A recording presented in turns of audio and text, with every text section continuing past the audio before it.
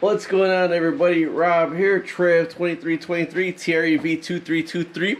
Look at my wife running away over there. Now you're in the background. She's down here feeding the fish. I've been working so much overtime. She's actually been maintaining the fish. Sometimes I ask her who she's talking to. She said, I'm talking to my fish. Because she's down here. She hand feeds little Squish. He's feeling better. You see little Squish? He's feeling a lot better. He actually got sick from this guy. He really is kind of finicky. He comes up because she feeds him. She feeds him, man. She pets this guy. It's like, I mean, my daughter says she thinks he's a black piranha because they get bigger, but his thing is he don't got the teeth of look at his teeth. He don't got the teeth of a pacu. Pacu are supposed to have teeth like human molars, and he does not have human molars in there. See, he got jagged teeth in there. So that's why my daughter says that she thinks he's a black piranha and not a pacu, not a red-bellied pacu. And she says because if you look at the bottom part, there's no red on his belly. So that's little Squish right there. And man, this is like he's gonna be 5 years old this year, and he just grew by leaps and bounds. That's still a 125 or 130 that he's in, and he just grew by leaps and bounds. And on his tank we just have the Marineland and this up tube, but the air filter is the whole under gravel is only by that one thing. But he's the only thing in the tank, because anytime we put anything else in the tank with him, he killed it. He even killed a medium-sized red-tailed catfish. So he just that's his tank, his only tank. Now these are my wife's little pea pod puffers. And you see we put the little what are those bloodworms in there? That's the bloodworms that they ate, and those are pea pod puffers. They're freshwater puffers, and that's the only size that they get. They don't get any bigger. They're really fast, and they're like scooching away from me, but they know my wife, and they all come to the tank when my wife comes up to them. They're very curious, and you know what these things eat? If you put snails in here, these things eat the snails. You know the snails that overpopulate other tanks? You see there's no snails in there. We put like so much snails in there, and these little things are so aggressive, and they kill the snails and eat the snails. And these are called pea pod puffers. That's a live plant in the background right there. That is a live plant that's growing. You can't see it from back here, but it's either way, that's a live plant in there. Now the tank needs to be cleared, because I gotta tell my wife she gotta stop feeding the Lacostomus, because look at all the algae on this glass right here. See all that algae? And there's 2 Lacostomus in the tank. So why is there algae in there? Because them fat boys like when my wife comes down here, they don't come out. You see, they're not out with me. They went in already when I come to the tank.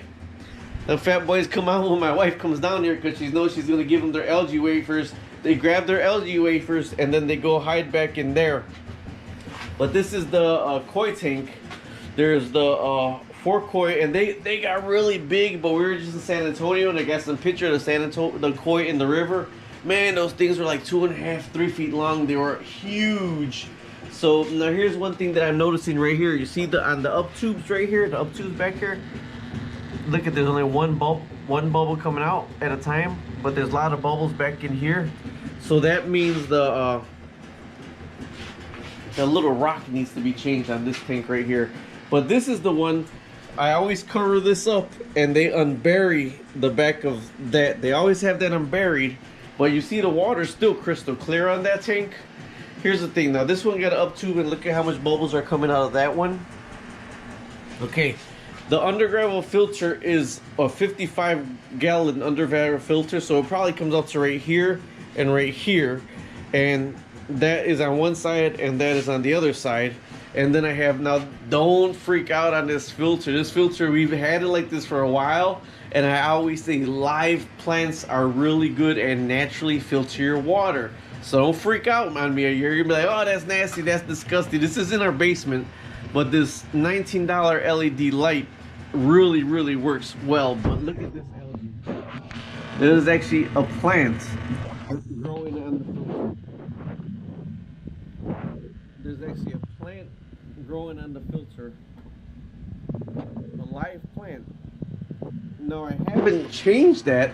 I haven't changed that because I even used the Python. You know, my Python cleaner. I put the Python cleaner underneath this gravel, and this gravel was crystal clear. I mean, there's like none came out the gravel, so I just left that one like that. Now the light's off on these guys over here. This tank's running at 73 degrees, and these are the Hawaiian gold tilapia. This is the 72. There's too many males in this tank. I know I need to get rid of at least 2 of these guys are males. These are the Hawaiian gold tilapia. They look beautiful with the light on, but this one right here, this light just happened to not be on the timer, so we just don't put this light on. But this one right here is the sun filter underneath there. That's the sun filter. And this actually has more for aeration, but there's a little pop bottle biofilter that I had, and that was the first thing I had on it, that pop bottle biofilter. But there's a lot of fish, so they're actually the sun filter does an amazing job on this 72-gallon tank. Now here's the one that I wanted to show you, and I know you're gonna freak out like, oh, that's gross and that's disgusting. My wife's running to the other side right now. But this is like I said, the most biological, naturally biological tank that I have. But I put a $5 or $7 LED light on it, and it's not on the timer, but my wife turns it on sometimes, or I turn it on and we just forget about it, then we come back to turn it off. And so don't freak out on me on a tank. I told you I've been working a lot of overtime and I didn't clean this tank. And I see all the other ones are really nice and clean and everything, and the water in here is crystal clear. The water is crystal clear, but the glass is not crystal clear. So people are gonna freak out, but it'll take me 5 minutes to scrub this glass off right now, and I'll show you. That's the algae on the glass from that $5 or $7 LED light. But what I think is pretty cool is, look at it up close. It's like live. It's like living. See? With the water movement and everything. It actually is very cool. And then if you look into the water is crystal clear. Well, she just fed him now. That's what you see, the food. But the water itself is crystal clear in there. All right? But this is the crayfish tank.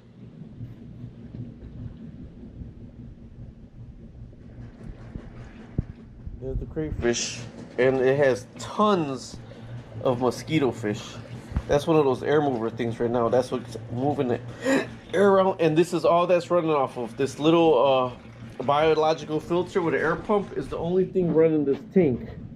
But there are tons of mosquito fish in here. And this started out with like 7 mosquito fish.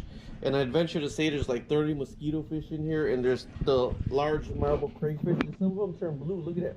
That's a blue marble crayfish right there. And that's not their color they normally are. They normally are brown, but some of them just turn colors. Like this got a bluish hint to him. And see, all that is down.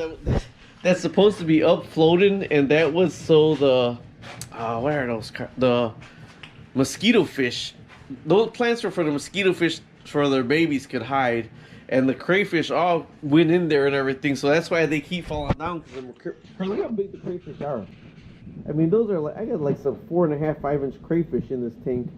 And the mosquito, I mean, when they climb up in here, the everything just falls down. But it's just, look, it's just like a natural environment. And that's what I love about this tank. This tank is one of the very most relaxing tanks to watch. Because you got the little fish in here, you got the crayfish in here, but you can't really see nothing through there. I'm going to get the thing and put a line through it right now so you can see the difference on when it, I have it right here.